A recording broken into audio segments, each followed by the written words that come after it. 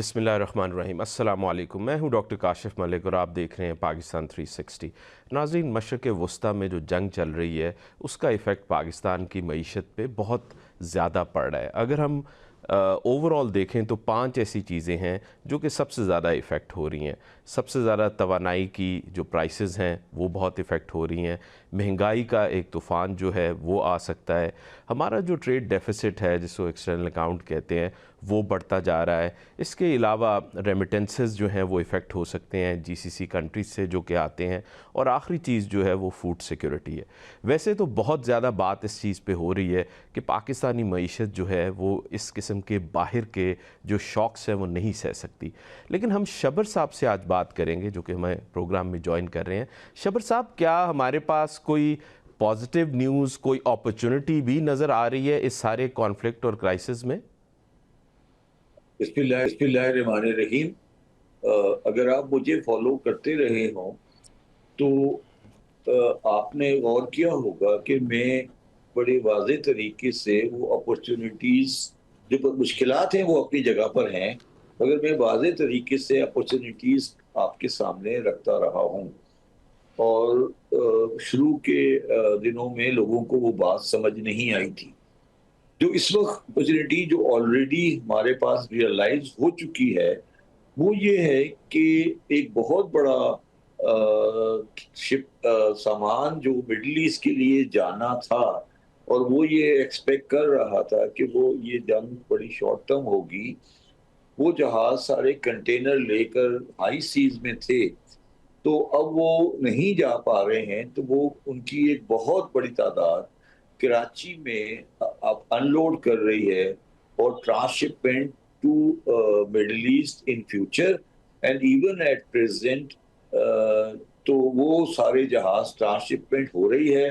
और कराची पोर्ट की एक्टिविटी इस वक्त, आप इसका अंदाजा इस बात से लगा सकते हैं कि जितने कंटेनर हमने पिछले सारे साल में डील किए थे, उतने कंटेनर हमने 24 दिनों में डील किए हैं। और हम इसमें निहायत कामयाबी से ट्रांसशिपमेंट का काम कर रहे हैं। और आज ही मुझे केपीटी के चेयरमैन ने बताया कि हम हमारी जो पोजीशंस हैं वो, और जो लोग हमारे पास ला रहे हैं सामान, हम उनको सबको प्रॉपरली हैंडल कर रहे हैं। और हमने कुछ कंसेशंस भी दिए हैं अपने जनरल रेट पर, जो अदर देन दैट है। तो ट्रांसशिपमेंट जो होनी है, वो पाकिस्तान इस वक्त उसमें एक समझ लें कि एक बेहतरी की शक्ल में खड़ा हुआ है। जी जी। वैसे टोटल फाइनेंशियल गेन आपके अंदाजे से कितना हो सकता है? और जी, आप सही फरमा रहे थे, मैंने आपकी बिल्कुल लास्ट जो एक्स पे मैसेज था वो फॉलो किया, इसीलिए मैं आपसे बात भी अपॉर्चुनिटीज़ की कर रहा हूँ। अच्छा, अब दूसरी बात जो है वो थोड़ी सी लॉन्ग टर्म है। वो लॉन्ग टर्म ये है कि जो मिडिल ईस्ट में जो इकोनॉमिक हब हब बनाए गए थे और जो बने हैं, खास तौर पे दुबई और जो बाकी दोहा थोड़ी हद तक, वो अनफॉर्चुनेटली वो बने हैं कराची की कॉस्ट के ऊपर। और वो कराची से जो कैपिटल आउटफ्लो हुआ है, और जो कराची की फ्लाइट्स को ख़त्म किया गया है, और कराची से डायरेक्ट फ्लाइटें यूरोप को नहीं मिल रही थी, मिलती हैं। तो वो मैं नहीं समझता कि इस वॉर के ख़त्म हो जारी रहते हुए और इस वॉर के ख़त्म होने के बाद जो दुबई और जो इस इलाके के ममालिक हैं, वो कॉन्फिडेंस गेन कर सकेंगे जो उनके पास पहले था। तो वो अगर अपनी कॉन्फिडेंस लूज करते हैं, तो उसका जो डायरेक्ट बेनिफिशियरी है वो कराची पोर्ट है। और कराची पोर्ट और कराची का इंडस्ट्रियल एरिया है, वो उसका डायरेक्ट बेनिफिशियरी होगा। और मैं समझता हूँ कि ये चीज़ बिल्कुल क्लियर है, इस पे कोई डाउट नहीं है कि अगर कराची में हम पिछले 30-35 साल में हालात को सही रखते, तो आज ये सब कुछ नहीं होता।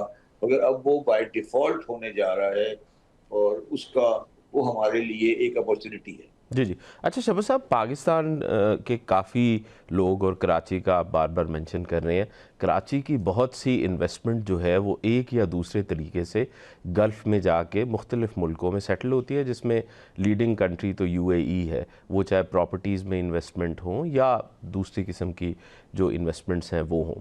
आपके ख़्याल से क्या वो इन्वेस्टमेंट्स भी वापस आ सकती हैं, क्योंकि गवर्नमेंट ने आज एक अंदिया दिया है कि वो प्रॉपर्टी सेक्टर में इन्वेस्टमेंट को इनकरेज करने के लिए कुछ टैक्स रिलीफ देने जा रहा है, वेल्थ टैक्स पे। देखिए, मैंने कहा ना कि दो बातें बड़ी क्लियर है। पहली बात तो ये है कि अब मजीद पाकिस्तानी कोई भी आदमी मजीद अपने पैसे दुबई में डालने का रिस्क नहीं ले सकता। पहली बात। दूसरी बात है कि क्या कोई इन्वेस्टमेंट वापस आएगा, वो मैं नहीं समझता कि कोई बहुत बड़ा इनफ्लो वापस आएगा। मैंने कल भी कहा था कहीं किसी को, और आज मैं कह रहा हूँ, गवर्नमेंट ने अभी जो रोशन डिजिटल अकाउंट है उसको ओपन किया है। वो रास्ता है कि पैसे वापस आए तो हम उसको ट्रैक कर सके। और मैं समझता हूँ कि रोशन डिजिटल अकाउंट में पैसे आएंगी। ठीक है। और पैसे आने के बाद देखिए, रोशन डिजिटल अकाउंट जो है उसमें और एक इन्वेस्टमेंट में थोड़ा फर्क होता है। इन्वेस्टमेंट में वो चीज कहीं आके इन्वेस्ट हो जाती है या प्रॉपर्टी में चली जाती है, जिसमें रोशन डिजिटल अकाउंट में वो लिक्विड रहती है और वापस चली जा सकती है। तो रोशन डिजिटल अकाउंट जो है वो पहला स्टेज है। उसके बाद अगर हम अपने अपने अपनी जगहों पे कॉन्फिडेंस क्रिएट कर सके तो हम उसको रोशन डिजिटल अकाउंट से एसेट में भी कन्वर्ट कर लेंगे। और उसके चांसेस हैं। ये मतलब मैं समझता हूँ कि वो चांस बनने वाला है। जी जी। दूसरी बात, हम ये बात भूलते जा रहे हैं कि इस जंग के खत्म होने के बाद, किसी किसी भी शक्ल में खत्म हो, ईरान पे से सैंक्शंस खत्म हो जाएंगी। अच्छा, आप समझते हैं कि सैंक्शंस ख़त्म हो जाए? वैसे सौ जंग के फीसद दौरान तो हो गई है। जी। देखिए, ईरान का जो मुतालबा है, जो अगर ये जंग की सेटलमेंट हो जाती है, या तो आप ईरान को बिल्कुल तबाह और बर्बाद कर दें और उनके पास कोई नेगोशिएशन पावर नहीं हो, तो फिर तो सैंक्शन का मसला रहेगा। मगर अगर ईरान और अमेरिका और इसराइल एक लेवल पे बात करते हैं, तो सैंक्शन को तो खत्म होना है। तो सैंक्शन को अगर खत्म होना है, तो फिर आप ये समझें कि पूरा ईरान का ट्रेड जो है, जो खुलने वाला है, वो पाकिस्तान की मईशत की डायमेंशन को चेंज कर देगा।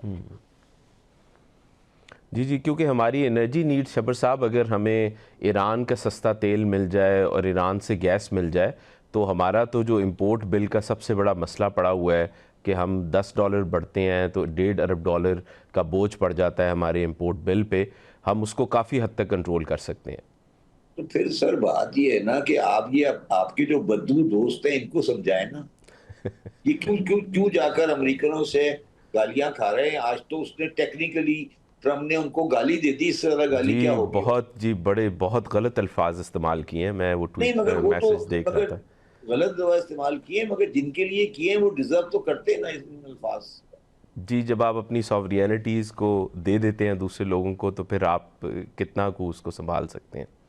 देखिए ना, वो जो उसको मैं अभी किसी को यही कह रहा था कि वो आदमी को इस तरह के अल्फाज इस्तेमाल नहीं करने चाहिए। जी जी। मगर जब आपने अपनी इज्जत हर चीज में बेच दी, और आप किसी जगह पर अपने अपने मैं मुसलमान नहीं कहता, आपके पड़ोसी लोग हैं ईरान और इराक में बैठे हुए हैं, आप उनको दुश्मन समझते हैं, आप उनको अछूत समझते हैं, और आप ये समझते हैं कि आप किंगडम में बैठे हैं और आपके पास ये जो आप अमेरिकनों के अड्डों की बुनियाद पे इक़्तिदार लेके बैठे हैं, ये हमेशा रहेगा। तो फिर तो ये मसले चलते रहेंगे ना जी जी जी। शबर साहब, देखें कि 40-50 साल, बल्कि इससे भी ज़्यादा, वेस्ट ने ये चूरन बेचा सारी गल्फ़ स्टेट्स को कि ईरान आपका दुश्मन है। लेकिन अब आई थिंक उनको बड़ा ज़्यादा ये चीज़ रियलाइज़ हो रही है कि एक्चुअली इसराइल हमारा दुश्मन है, और जब इसराइल का इंटरेस्ट होता है गल्फ़ में, तो अमेरिका जो है वो हमारी हिफाजत नहीं करता। देखिए, इसमें थोड़ी सी मैं एक चीज आपको बता दूं। ये जो आप कह रहे हैं ना कि ईरान की दुश्मनी का चूरन बेचा, ये नहीं है। उन्होंने चूरन बेचा, अगर आप सऊदी अरब की स्टेट को देखें तो उन्होंने चूरन बेचा इस्लामी निजाम का। ये तो अभी आके मोहम्मद सलमान में चेंज हुआ है ना। हम तो ये समझ रहे हैं, सऊदी अरब ने ये कहा कि हम इस्लाम अमल करते हैं, नमाज रोजा हज ज़कात तवाफ कर रहे हैं, और उन्होंने 100 लोगों की गर्दनें काट रहे, उन्होंने एक एक एक अकॉर्डिंग टू देम एक purified system of Islam present किया, और उस चूरन को वो 50-60 साल बेचते रहे। और उसके बाद अफगान जिहाद के ज़माने में उन्होंने उस चूरन को पाकिस्तान में एक्सपोर्ट भी किया, ठीक है, और वो चूरन बिकता रहा, और तालिबान भी उसी की एक शक्ल है, ठीक है। अब वो चूरन लोगों को नजर आ गया कि ये चूरन बिकने वाला नहीं है, और आज आप देखें कि पाकिस्तान में वो जो लोग जो वो चूरन बेच रहे थे, वो उनको अंदाजा हो गया कि ये इस्लाम की कोई बेहतर शक्ल नहीं है, बल्कि ये इस्लाम की एक्सट्रीमिस्ट शक्ल है। हम इसमें ईरान को डालकर हम इसको गलत समझते हैं। ईरान को इसमें से अलग कर लें। ये चूरन अमेरिका उनको बिकवा रहा था, इसलिए बिकवा रहा था कि अमेरिका की जंग ओरिजिनली कम्युनिज्म के साथ थी, रशियन के साथ थी, तो वो अफगानिस्तान के वार की वजह से या ऑटोमन की वजह से उनको चूरन बेच रहा था, ये सलफी इस्लाम का। तो सलफी इस्लाम का चूरन अब नहीं बिक सकता, ये सबके सामने वाजे हो चुका है। इसके अलावा आपके ख्याल से और क्या अपॉर्चुनिटी है ऐसी जो कि पाकिस्तान जो है वो इस क्राइसिस के वक्त अपने अवाम को फ़ायदा दे सकता है? देखिए, इस पे 2-3 एक और बात जो है वो ये है कि पाकिस्तान का जो बहुत ज्यादा वो भी पाकिस्तान का जो बहुत ज्यादा प्रॉब्लम है इस वक्त, वो आता है चाइना की बहुत सस्ती प्रोडक्ट का इनफ्लो जो पाकिस्तान में आता है, ठीक है। और ये जो आपका प्राइसेस आने जा रहा है, तो ये अल्टीमेटली अफेक्ट करने जा रहा है चाइनीज इंडस्ट्री को, सही है। और हमारी लोकल इंडस्ट्री जो कि बुरी तरह चाइनीज के साथ फेस कर रही थी कंपटीशन, उसको थोड़ा सा कंपटीशन का रिलैक्सेशन मिलने जा रहा है। ओके। वो मिल जाएगा तो हम शायद एक बेटर पोजीशन में खड़े होंगे। और आखिरी चीज जो रेलेवेंट है वो ये है कि जहां तक मेरी इंफॉर्मेशन है वो बता रही है कि इंडिया के पास 11-12 दिन का ऑयल सप्लाई है सिर्फ। जी जी, इंडिया गैस और ऑयल दोनों में काफ़ी ज़्यादा स्ट्रगल कर रहा है। तो अगर इंडिया के पास 11-12 दिन की गैस सप्लाई है, तो इसका मतलब है कि उनकी इकोनॉमी स्लो होने जा रही है, और इंडिया के साथ हम डायरेक्टली compete करते हैं एक्सपोर्ट में, कॉटन में और कुछ चीज़ों में, तो हमारा कंपैरेटिव एडवांटेज बेहतर होने जा रहा है इसमें। और आखिरी बात जो है वो ये है कि जो बात हमारे पाकिस्तानी बार बार उसको भुला देते हैं या सोचना नहीं चाहते कि हमने अगर सऊदी अरब को सिक्योरिटी गारंटी दी है, तो हमें उसके पैसे मिलने चाहिए। जी जी। वो पैसे हमें नहीं मिले हैं अभी तक, सही है। और सही है। वो पैसे हमारे कम से कम 25 से 50 बिलियन डॉलर होने चाहिए। सही। अच्छा शबर साहब, इस पे भी थोड़ा सा कमेंट कीजिएगा, क्योंकि हमारा अगर एक्सटर्नल अकाउंट अभी फ़िलहाल तो शॉर्ट टर्म में तो प्रेशर पे आ रहा है, और नंबर वन ये कि क्या आप देख रहे हैं कि वो करेंसी डिप्रिसिएशन हो जाए, या स्टेट बैंक जो है वो इन्फ्लेशन बढ़ने की वजह से इंटरेस्ट नहीं रेट को नहीं, ऊपर करे? मैंने कहा ना, आप मेरी बात समझिए।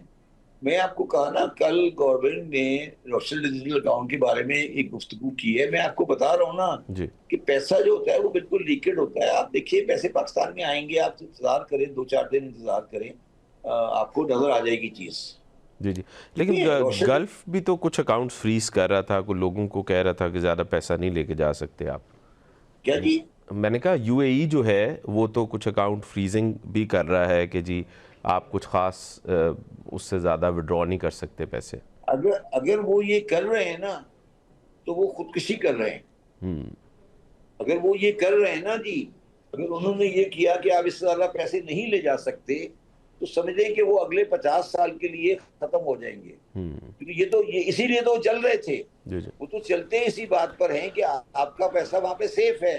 अगर वो ये कह रहे हैं कि पैसा नहीं ले जा सकते, तो इसका मतलब है पैसा तो निकल जी आएगा जी। वहां से, हवाले के थ्रू निकल आएगा, और फिर तो वो वैसे ही खुदकशी कर रहे हैं। अगर वो पैसे, अगर उन्होंने कोई रेमिटेंस के ऊपर कोई रिस्ट्रिक्शन लगाई, तो आप समझें कि उनकी तो 50 साल के लिए मौत आ जाएगी।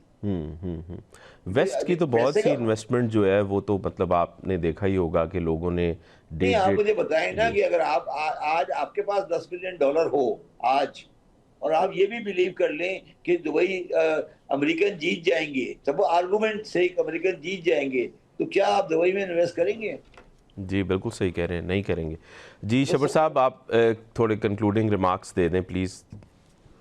देखिए, मेरा कंक्लूडिंग रिमार्क ये है कि मैं ये नहीं समझता कि ये जंग, मैं बड़ी आपसे अजीब सी बात कर रहा हूं, मैं ये नहीं समझता कि ये जंग इसराइल की जंग है या अच्छा, अमेरिका ये की थोड़ी जंग है। सी सरप्राइजिंग है। अच्छा ठीक है। ये जंग इसराइल की जंग नहीं है, ये जंग अमेरिका की जंग नहीं है। ये जंग खित्ते के अरब ममालिक की है, ईरान को कमजोर करने के लिए, क्योंकि इस खित्ते के अरब ममालिक की सिक्योरिटी और उनकी इकोनॉमिक्स सीरियसली अफेक्ट हो रही थी ईरान की डोमिनेशन की वजह से। जी जी, लेकिन शबर साहब खासतौर पर इसराइल भी तो इसका बेनिफिशियरी होगा ना इसराइल डायरेक्टली। इसराइल का इस जंग से कोई ताल्लुक ही नहीं है। इसराइल को तो सिर्फ एक एक्सक्यूज के तौर पर इस्तेमाल किया गया है। अच्छा, ये थोड़ा क्योंकि सा आपका थीसिस मुख्तलिफ है जो कि बाकी नहीं, लोगों मैं का ये कह रहा कहना हूँ, है। ये सही है। थीसिस आपको शायद, ये थीसिस लोगों को समझ नहीं आएगा। हम्म। मगर आज मेरी बात रिकॉर्ड कर लें, ये थीसिस इसका यही है। और इसका थीसिस का आपने एक झलक आज देख ली है ट्रम्प के बयान से। ये जो इसराइल है, ये ईरान से और इस ईरान का इसराइल से और इसराइल का ईरान से कोई झगड़ा नहीं है। ये मैं आपको बिल्कुल कैटेगोरिकली कह रहा बड़ी हूं, हैरान क्योंकि हैरान कुन बात कर रहे हैं आप। जी। नहीं नहीं, मेरी बात समझने की कोशिश करें ना। अगर ईरान मजबूत होता है और ईरान न्यूक्लियर करता है, तो आपके ख्याल में उसका खतरा सऊदी अरब, एमिरेट्स, कुवैत को नहीं है? हम्म। ये सोचिए ना आप लोग तो, आप इसराइल इसराइल करे जा रहे हैं ना। इसराइल तो सिर्फ एक्सक्यूज है। ये जो आपने किंगडम्स दरमियान में बनाई हुई है, जो पर्सनल किंगडम्स हैं, क्या आप अज्यूम करते हैं ये पर्सनल किंगडम्स हमेशा रह जाएंगी? और हाँ। एक मजबूत ईरान उन किंगडम्स के साथ क्या करने वाला है? जी ये जी। आपके पास वो क्यों आए थे? आपके पास किस बात के लिए सऊदी अरब वाले एग्रीमेंट करने आए थे? जी उनको जी। क्या परेशानी है? हम्म। क्या पाकिस्तान के साथ जो एग्रीमेंट उन्होंने किया है सिक्योरिटी का, वो किसके खिलाफ किया है? इसराइल के खिलाफ किया है या ईरान के खिलाफ किया है? मेरा तो ख्याल है इसराइल के खिलाफ किया, क्योंकि कतर की अटैक जो अगर हुआ आप था। ये समझते हैं कि इसराइल के खिलाफ किया है, तो आप बहुत मासूम हैं। और आज जो पाकिस्तान जो आज रेलिवेंट बना हुआ है, वो इसलिए बना हुआ है कि पाकिस्तान ने ये उनको बड़े वाज़े अल्फाज में कह दिया है कि हमारा एग्रीमेंट आपका ईरान के खिलाफ नहीं है। जी जी। हम आपके साथ हम दरमियाना रोल अदा करेंगे, और आप इस इलाके में किसी दूसरे को मार के जिंदा नहीं रह सकते। सही तो सही सही। तो आप इसको, मैं ये कह रहा हूँ ना, इसमें इलाज ये है कि हम जो इस इलाके के लोग हैं, वो आपस में मिलजुल के रहें, एक दूसरे के साथ मिलजुल के रहें। सऊदी और ईरानी मिलजुल के रहें, कुवैती और ईरानी मिलजुल के रहें। ये अपने अपने पड़ोसी से दुश्मनी करना बहुत बड़ी बेवकूफ़ी होती है। जी तो सही कह ये रहे जो, हैं शबर साहब। और, और जो आप 6,000 मील दूर दूर से अपना प्रोटेक्टर लेकर आए हो अमेरिका से, ये प्रोटेक्टर आपको जलील भी करेगा और आपकी मौके पर हिफाजत भी नहीं करेगा। जी जी। जी जी, बहुत शुक्रिया शबर साहब फॉर ज्वाइनिंग। हमें लेने एक और हम वापस आते हैं।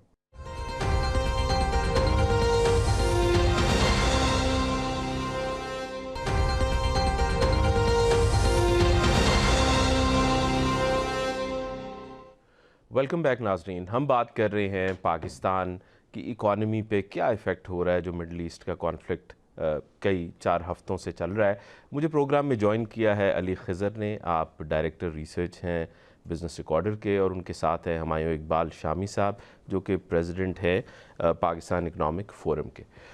जी अली खिज़र, आपसे शुरू करते हैं। 5 बड़ी चीज़ें हैं इकॉनमी में जो कि इफ़ेक्ट होती नज़र आ रही हैं। उसमें सबसे इम्पॉर्टेंट जो है वो एनर्जी का मसला है। एनर्जी में भी हम इसको डिवाइड कर लेते हैं। एक तो हमारे पास ऑयल और एलएनजी का मामला है, और फिर हम देख लेते हैं कि एक तो प्रोडक्शन साइड है उसकी, और उसमें जो हमारा एनर्जी मिक्स है वो किस तरह का है। तो आपके ख़्याल से क्या हम सस्टेन कर सकेंगे ये जो एलएनजी की शॉर्टेज हो रही है? जी, एलएनजी की जो शॉर्टेज है उसको जी हम थोड़ा बहुत तो सस्टेन कर सकते हैं इन अ वे कि जो है आपका ये पाकिस्तान के अंदर जो हमारी डोमेस्टिक गैस थी वो हमने कम कर दी थी, क्योंकि एलएनजी को मस्ट इंपोर्ट करना था और हम काफी ज्यादा इंपोर्ट करते थे। तो उसकी वजह से हमने अपनी डोमेस्टिक गैस को काफी शॉर्ट कर दिया हुआ था। तो अब जब एलएनजी नहीं आ रही तो हमने वो रैंप अप किया, तो तकरीबन 400 MMCFD जो है सुई नॉर्थ ने अपने अंदर डाल दी है। 400 MMCFD का मतलब है कि 4 कार्गोज एलएनजी के। तो हम एलएनजी के अगर 9 कार्गो मंगवा रहे थे तो उसमें से 4 का तो हमने इंटरनली कर दिया। अब ये हो रहा है कि आपके मिसिंग कब ऐसे हैं कि 3-4 आपको और चाहिए जो जो नहीं है। अब कहने को तो आपके पास बिजली है और बहुत कुछ है, लेकिन वो अगर हम उसको रैंप अप कर भी दें तो वो वहां से हम साउथ से नॉर्थ में हम उसको ट्रांसमिट नहीं कर सकते, क्योंकि ट्रांसमिशन कंस्ट्रेंट्स है। तो हमें रिलाय करना पड़ता है कि नॉर्थ के जो है एलएनजी के प्लांट्स पे, वो प्लांट्स अब 400 MMCFD रैंप अप करने के बाद भी वो प्लांट्स अभी शायद ना चले, क्योंकि आपने प्रायोरिटाइज करनी है। आपने पहले गैस देनी है प्रोसेस इंडस्ट्री को, फिर आपने कुछ गैस फर्टिलाइजर को देनी है, कुछ चले वो आपको नहीं देंगे आप। और इस तरह करते कुछ आपने डोमेस्टिक को देनी है, जो कि घरों के चूल्हे चलते हैं, लेकिन उसमें भी लोड शेडिंग होगी। और फिर बाकी जो बचता है तो वो फिर आप आरएनजी के वो प्लांट्स चला सकते हैं। मे भी एक प्लांट चला लेंगे, 2 प्लांट नहीं चला सकेंगे। तो जब आप जैसे आपको लाहौर में आप देख रहे हैं कि गर्मी दोबारा शुरू हो रही है, कंडीशनिंग और हो रही है, और इनके पास जो रिजर्व है वो अगर जो पिछले कुछ हफ्तों पहले के थे वो खत्म हो रहे हैं, तो मेरे ख्याल में कुछ 6 घंटे की लोड शेडिंग जो है आप एक्सपेक्ट कर सकते हैं लाहौर के अंदर, और पंजाब के बाकी हिस्सों में अंदर ये होता है। फिर दूसरा ये है कि कराची में भी एक प्लांट के इलेक्ट्रिक का भी वो आरएलएनजी के ऊपर है। अब वहां पे भी वो भी अगर नहीं आती है तो कराची के अंदर जो आप साउथ से अगर उसको कराची को सरप्लस एलटीडीसी से देते हैं, जो कि 2000 मेगावाट तक का भी है, उससे ऊपर देते हैं, तो वहां पर भी ट्रांसफार्मर और जो इंटरकनेक्शन है वो अभी नहीं मौजूद है। हुमायूं साहब, आपके ख्याल से ये जो एनर्जी का क्राइसिस जो है वो एक बनता नज़र आ रहा है, अली खज़र भी उस पर बात कर रहे थे, ऑयल का आपके ख्याल से ये जो सब्सिडी गवर्नमेंट बार बार दे रही है, क्या ये सस्टेनेबल है? लॉन्ग रन तो सस्टेनेबल नहीं है, लेकिन शॉर्ट रन में है, क्योंकि क्लैरिटी नहीं हो रही है कितना अर्सा चलेगी। क्योंकि क्योंकि इसको हमें देखना पड़ेगा जियो पोलिटिकल सिचुएशन के तहत।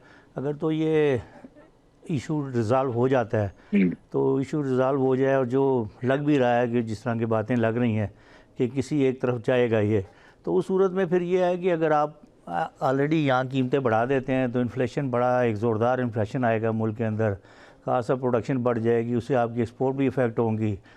तो वो मेरा ख्याल है कि गवर्नमेंट उससे बचना चाह रही है, तो वो इसलिए ये शॉर्ट रन में तो ठीक है, लेकिन लॉन्ग रन में डेफिनेटली ये एक मसला बनेगा। जी जी जी, डॉक्टर नज़मुल हक आपके पास आऊँगा।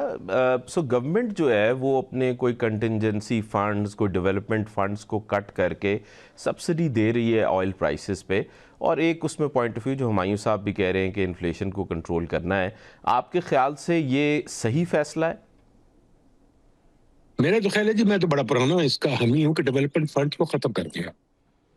एक जो पुराना निज़ाम था 1950s का, वो हम चलाते जा रहे हैं, घिसा पटा गिरा हुआ निज़ाम, जो पॉलिटिशियंस जाया करते हैं पैसे, ब्यूरोक्रेट जाया करते हैं, सब पैसे जाया हो रहे हैं। डेवलपमेंट फंड्स को खत्म करें और कोशिश करें कि ये क्राइसिस को डील करें, और लॉन्ग रन में डेवलपमेंट फंड्स को खत्म करें जी, और दूसरे तरीके से गवर्नमेंट चलाए। 2011 में जब मैं प्लानिंग कमीशन में था, मैंने कहा था इसको खत्म कर देते हैं, हम चलते हैं आउटकम बेस्ड गवर्नमेंट पे, इनपुट बेस्ड गवर्नमेंट खत्म कर दें। पर मसला ये है कि हम लोग एक, वो क्या कहते हैं, वो जो नहीं, जो हिरन एक गाड़ी की बत्तियों के सामने आ जाता है पर स्टन होकर खड़ा हो जाता है, हमारी पॉलिसी वो है, बदलती कभी नहीं है। क्राइसिस आता है तो हम लोग शोर मचाना शुरू आप करते हैं, अब ये हो ऑल्टरनेट गया, क्या वो हो सजेस्ट करते हैं गया। नज़मुल हक, अगर हम डेवलपमेंट ऑल्टरनेट स्पेंडिंग में पूरी को? किताब लिखी जी हुई है कि जी आउटकम बेस्ड गवर्नमेंट पे जाएं। आउटकम बेस्ड गवर्नमेंट मतलब ये है कि अगर आपने स्कूल में पढ़ाने हैं लोग, तो आप पढ़ाने के आउटकम्स पे पैसे लें। ये नहीं कि स्कूल बना के भूल जाएंगे।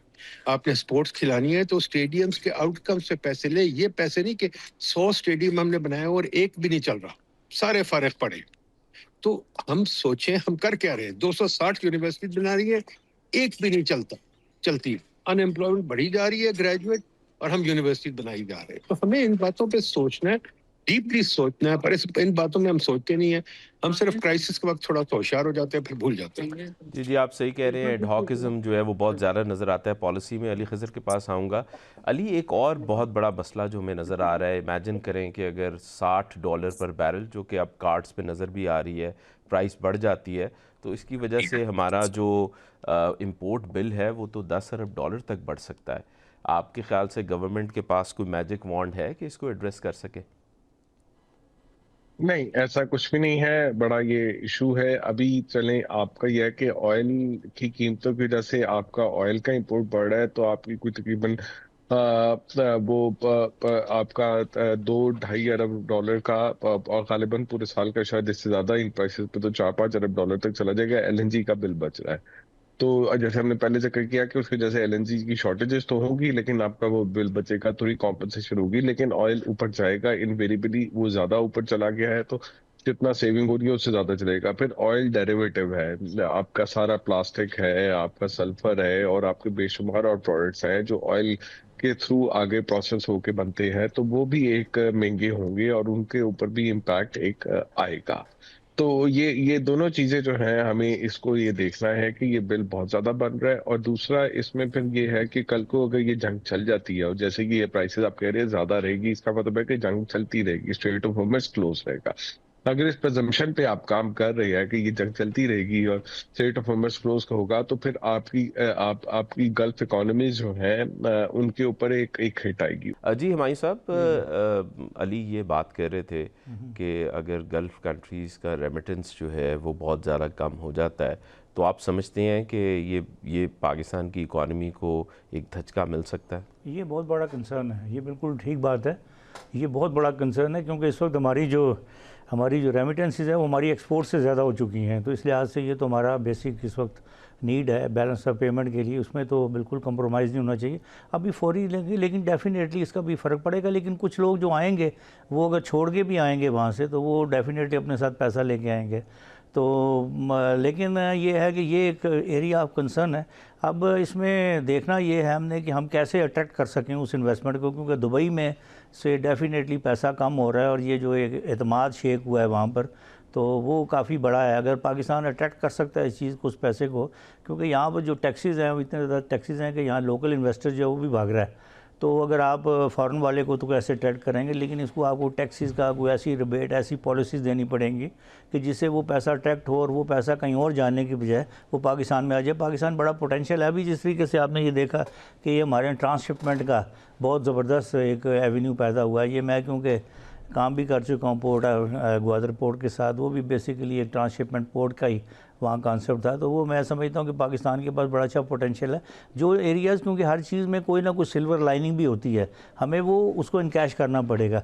बाकी ये है कि अपने एक्सपेंसेस को, जिस तरीके से हमारा बैलेंस ऑफ पेमेंट का अगर मसला आता है तो हम कम करें। अभी इन्होंने छुट्टी का भी किया है कि छुट्टी बढ़ा दी है, पेट्रोल की राशनिंग कर दें, कोई फ़र्क नहीं पड़ता। ऐसा कोई क़यामत नहीं आ जाएगी कोई और इस किस्म के एक्सपेंसेस में।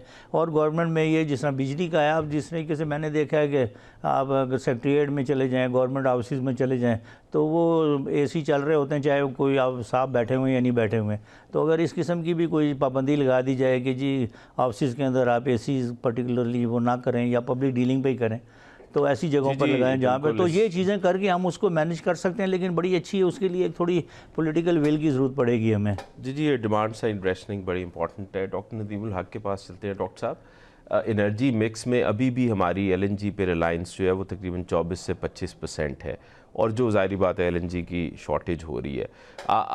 गवर्नमेंट को किस तरह से इस इशू को हैंडल करना चाहिए इस वक्त? कि एलएनजी हम क्या करते हैं एलएनजी से, जो हमारी इतनी डिमांड है? मुझे तो समझ नहीं आती एलएनजी से क्या करते हैं।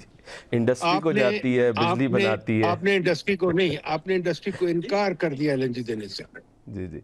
एंड मैंने पूरी स्टडी की थी इंडस्ट्री के लिए। कैप्टिव गैस प्लांट जो थे आपने बंद कर दिया, आईएमएफ के कहने पे, बगैर सोचे बंद कर दिया। तो एलएनजी से आप करते क्या है? इंडस्ट्री को देते नहीं आप अपने बिजली के प्लांट्स में चले थोड़े बहुत चला लेते हैं, वहां भी नहीं चलाते ज्यादा, वहां भी मेरिट ऑर्डरिंग में नहीं आती, और आप घरों में दे देते हैं सस्ती गैस, जबकि आपकी गैस आती महंगी है। तो हमारी हर चीज बिगड़ी हुई है। फिर हम सोचते हैं, अभी मैंने आज सुना है, मुझे पता नहीं कितना सच है, अली खजर साहब कंफर्म कर दें कि स्टेट बैंक ने ऑर्डर दे दिया बैंकों को कि एलसी खोलना बंद कर दो।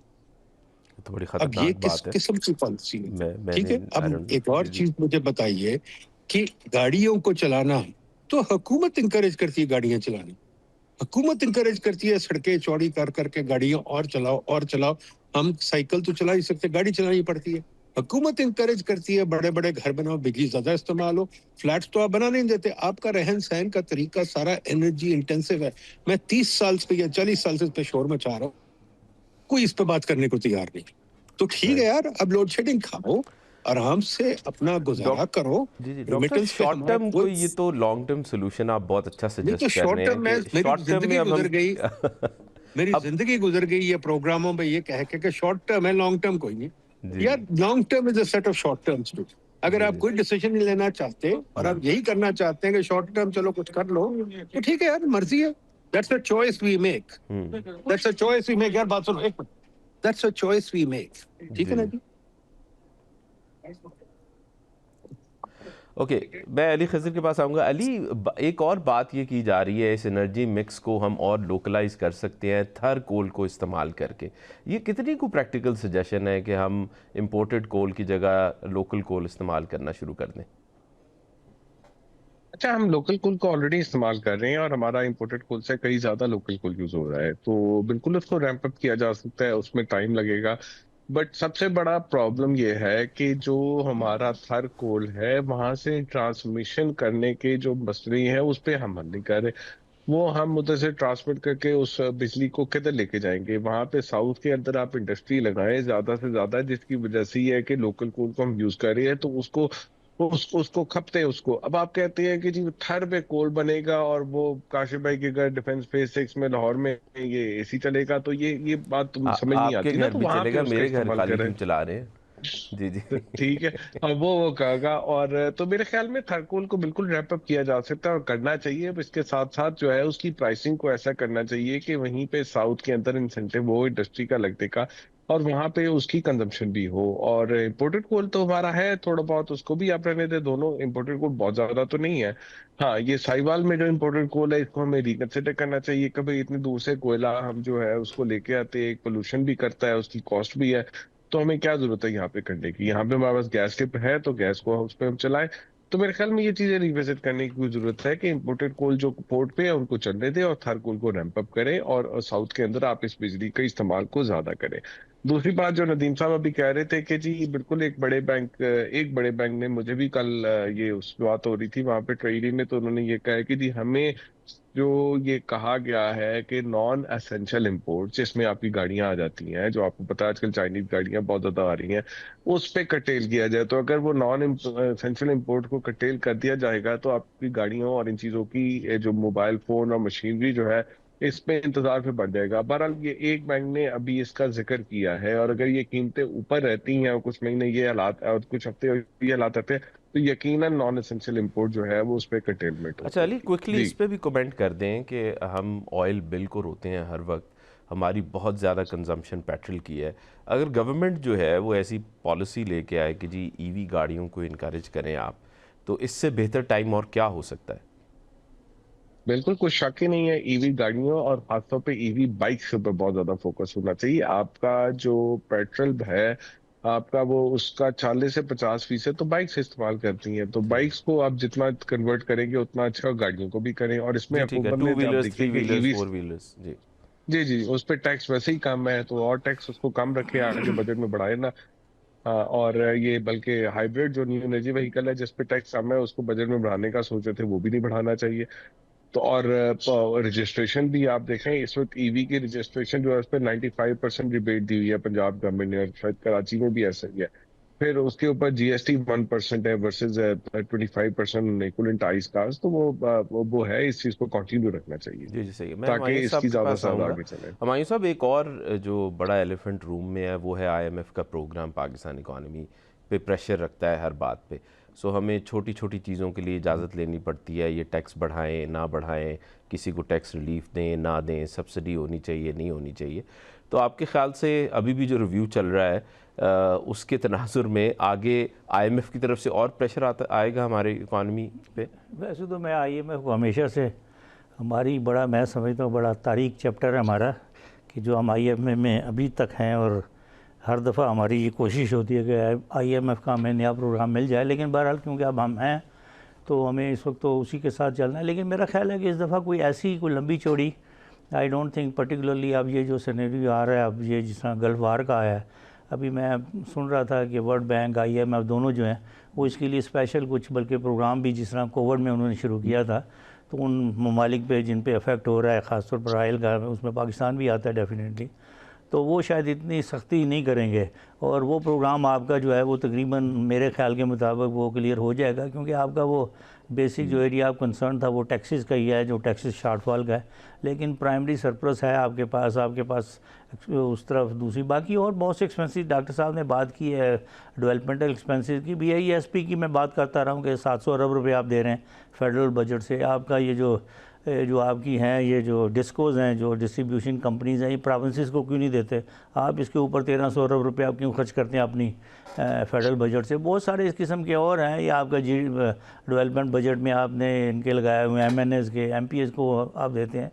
तो ये सारे का सारा किया जाए, और आप इतनी जो बड़ी जो कुछ हैं, जो आप देखें ना, आप एक तरफ कहते हैं जी प्रोविंसेस को बहुत ज़्यादा पैसा मिल गया, तो उनसे मांगते हैं, मांगने की बजाय आप उन पर लाइबिलिटी डालें। ये जो चीज़ें जो प्रोविंसेस में जो चल रही हैं, जो प्रोविंसेस बेसिकली प्रोविंशियल प्रोग्राम होने चाहिए, वो भी अब फेडरल गवर्नमेंट लेके बैठी होती है, तो वो फिर ये इस किस्म की जो चीज़ें हैं ना, ठीक किया जाए इसको। नदीम साहब के पास आऊँगा। डॉक्टर साहब, ADB के कुछ एस्टिमेट्स आए हैं कि इस शॉक की वजह से इन्फ्लेशन जो है वो 3.2% बढ़ सकती है, और जो ग्रोथ है GDP वो तकरीबन 1.3% तक मुल्कों में कंप्रोमाइज़ हो सकती है। हमारे मुल्क में तो ऑलरेडी हम 7% पे थे इन्फ्लेशन, अब लैग के साथ नंबर्स आएंगे मार्च के और फिर अप्रैल के, तो आपके ख्याल से ये अब हम किस तरह सस्टेन करने जा रहे हैं? देखिए जी, पहली चीज तो ये अभी हमायूं साहब ने कहा कि IMF का चैप्टर है। IMF का चैप्टर कोई नहीं। हम 80 साल हमने हर साल IMF में काटा है। हम IMF के लॉन्गेस्ट यूजर ऑफ रिसोर्सेज हैं। तो हमें याद रखना चाहिए कि हम IMF के पालतू बच्चे हैं। हमने कभी IMF से निजात ना पाई है, ना पा सकेंगे। नंबर 2, हम वाहिद मुल्क है जो IMF से नेगोशिएट ही करना नहीं जानते, कि हम कुछ करना ही नहीं चाहते, हम सिर्फ ये चाहते हैं हमें किस्त मिल जाए। हम वाहिद मुल्क है जहां जब रिव्यू होता है तो हम भंगड़े डालते। कल आप देखना माशाल्लाह न्यूज़पेपर हेडलाइन आएगी, IMF रिव्यू कंप्लीटेड। मुझे कोई ऐसा मुल्क, मैंने 30 साल IMF में काम किया, मुझे कोई पॉजिटिव रिस्पॉन्ड करती है। बिल्कुल बिल्कुल, मार्केट पॉजिटिव रिस्पॉन्ड करती है, ठीक है, वो अपनी जगह। बट पॉइंट ये कि हमारे इकोनॉमिस्ट भी नारे लगाते हुए रिव्यू हो गया, रिव्यू हो गया। लानत है हमारी शक्ल पे, हम IMF के अंदर 80 साल से बैठे हुए, कोई और मुल्क नहीं। हमें IMF से निकलने की सोचनी चाहिए, और निकलेंगे कैसे? अगर हम अपनी पॉलिसी खुद ठीक बना सकते हैं। ये नहीं कि तेल की कीमत इधर चली गई, वो छोटी छोटी बातें जो हम करते रहते हैं सारा वक्त, ये सोल्यूशन कोई नहीं है। हमें सोल्यूशन ये है, we have no policy in this country. आप मुझे बिजली की बातें बता रहे हैं, आप कह रहे हैं एनर्जी की आपने कीमतें गिरानी है, सब कुछ करनी है। मुझे बात बताइए, आपके सरकारी काफिले तो कोई कम नहीं हुए, आपकी सरकारी गाड़ियां वैसे की वैसी हैं। वो कहते हैं खर्चे कम करें, पर कोई खर्चे कम नहीं हो रहे। मैं देख रहा हूँ दंदनाती फिरती हैं सड़क पे। अभी रास्ते में मैं गिन के आया हूं, मैं रोज गिनता हूँ ग्रीन नंबर प्लेट्स, 10 मुझे नजर आई अभी रास्ते में ग्रीन नंबर प्लेट्स। वो सारी कोई पता नहीं कहां जा रही, नेसेसरी भी आ जाती है। एसेंशियल, जी बिल्कुल ठीक है। वो रेस्टोरेंट में जाने के लिए एसेंशियल होता है, अलफता जाने के लिए एसेंशियल होता है, और जनाब सुपरमार्केट जाने के लिए एसेंशियल होता है। ब्यूरोक्रेट्स ने ग्रोसरी भी तो करनी होती है ना, वो भी अलफता से। बिल्कुल करनी होती है, बिल्कुल, तो बिल्कुल ठीक है ना। तो ये जब हमारी पॉलिसी, तो फिर IMF को क्या गालियां देते? This is our policy. No country in the world give सरकारी गाड़ी to go to the grocery store. No country in the world gives judges 3 or 4 or 5 cars and 2 or 3 or 4 houses। और ये क्या तमाशे हैं यार, ये तो अकबर बादशाह के जमाने के तमाशे हैं। तो हम मॉडर्न बातें छोड़ दें, हम मेडिएवल किंगडम है, मेडिएवल किंगडम के ऐसे ही चलेंगी बातें। सुबह उठ के सरकार को कोई ख्याल आएगा, सब बादशाह को तो वो कर लेगा, शाम को कुछ हो जाएगा। We have no policy in this country, we are a गुलाम of the IMF। Pin pointed आपने कमेंट दिया है। मैं अली खिजर के पास चलूंगा। अली, आप तो नहीं कहीं IMF की फेवर में? मतलब फेवर में होना बिल्कुल डॉक्टर साहब की बात ठीक है कि पाकिस्तान उससे तो तरक्की नहीं कर सकता जब तक हम IMF प्रोग्राम में है। IMF प्रोग्राम में होना इसका बात है कि आप अभी बीमार हैं और आप अपनी ऊपर खुद नहीं खड़े हो सकते। ये रिव्यू ना होता 2 महीने 3 महीने, ये रिव्यू डिले हो जाएगा तो आपकी करेंसी गिरेगी, इंटरेस्ट रेट ऊपर जाएंगे, कॉन्फिडेंस खराब होगा। तो चूंकि हो गया तो ये चीजें नहीं होगी, तो लोग इसको सेलिब्रेट करते हैं। मतलब ये अब बात है कि हम अपनी मतलब जो हमारी कोर ऑफ द इशू है उसको हम सॉल्व नहीं करते, तो जाहिर बात है जब वो एक प्रॉब्लम होगा और ग्लोबल सिस्टम आपको सपोर्ट नहीं करेगा तो आईएमएफ में रहना जरूरी है। तो ये मतलब आईएमएफ के बगैर भी नहीं रह सकते, उसके साथ भी नहीं रहना चाहिए। तो सूरत हाल कुछ ऐसी ही है कि हमें अपने आप को अपने स्ट्रक्चर रिफॉर्म्स करने चाहिए। हमें इंडिया ने 1990s में जब शुरू में आईएमएफ को ठुड्डा मारा तो उसके बाद वो कहाँ से कहाँ ग्रो कर गया है। आप इसको इंडोनेशिया को देखिए, जब उसने उस आईएमएफ से निकला तो वो कहाँ से कहाँ ग्रो कर गया। टर्की की मिसाल उससे पहले की है। तो भैया आप भी फिर अगर कुछ अपना ग्रो करना चाहते हैं तो आपको आईएमएफ से निकलना पड़ेगा। बट अगर हम इस आईएमएफ के अंदर ही और इसी लो ग्रोथ ट्रैप में ही रहना चाहते हैं, 2 जनरेशन गुजार दी है, 1-2 जनरेशन और गुजार देंगे तो मॉडल राउंड करता रहेगा मुल्क। तो ये फैसला तो हमें करना है कि हम अपनी ये जो शॉर्ट टर्म लॉन्ग टर्म की आप बात कर रहे थे ना, कि हम शॉर्ट टर्म गोल्स को लॉन्ग टर्म के लिए सेट नहीं करेंगे और हम इसी तरह करेंगे, यार आज मैं फ्यूल की सब्सिडी दे देता हूँ, खैर है 2 हफ्ते दे देता हूँ, 2 हफ्ते बाद देखेंगे या 2 महीने बाद देखेंगे, अभी अभी अभी अभी शोर ना मचे, अभी इस पार्टी को कुछ ना कहा जाए, अभी हुकूमत को कुछ ना कहा जाए, वैसे ही अवाम बड़ी नाराज है, ये है वो है। तो जब इस तरह की आप फैसले करते रहेंगे और बार बार ये फैसले करते रहेंगे तो फिर मुल्क तो बढ़ जाएगा ना, फिर यही होगा। जी जी, thank you very much doctor Nadimul Haque, Ali खज़र और साहब। नाज़रीन, पाकिस्तान जो है मिडल ईस्टर्न क्राइसिस की वजह से इकॉनमी में बहुत ज़्यादा स्ट्रगल कर रहा है। कुछ मुश्किलें जो हैं वो हमें नज़र आ रही हैं, लेकिन इसमें कोई ना कोई अपॉर्चुनिटीज़ भी ज़रूर हैं। असल मसला उस वक्त हल होगा जब हम अपने हाउस को इन ऑर्डर बनाएंगे, कंसिस्टेंट पॉलिसीज़ को आगे लेके चलेंगे और उनका फोकस जो है वो आवाम पे रखेंगे। इंशाल्लाह अगले प्रोग्राम में फिर मुलाकात होगी। अस्सलाम वालेकुम।